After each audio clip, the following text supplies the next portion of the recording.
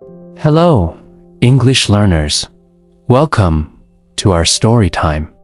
Today, we have a beautiful story about a little boy and a special flower. Are you ready? Let's begin. Leo is a young boy. Every morning, he walks to the park. The park is big and green. Leo likes the park. He sees many things: big trees, happy birds, and other children playing. But today, Leo sees something new. He sees something small and special. It is a flower. It is a very small flower. It grows near a big tree.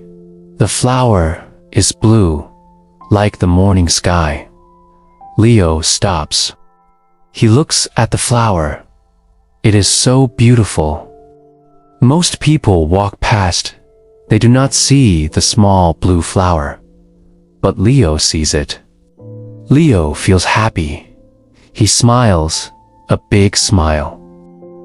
This small flower makes his morning special. He thinks, this flower is my little secret. He decides not to pick it.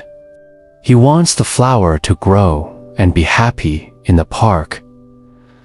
The next day, Leo goes to the park again. He walks straight to the big tree. He looks for the small blue flower, and there it is. It is still there, beautiful and blue. Leo smiles again. He feels a warm, happy feeling inside.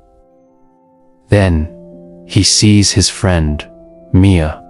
Mia looks a little sad today. Leo has an idea. He does not pick the flower.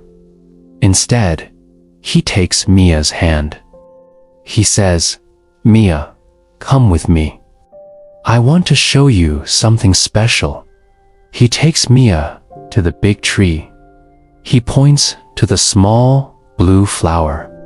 Look, he says. Mia looks down. She sees the flower. Her eyes open wide.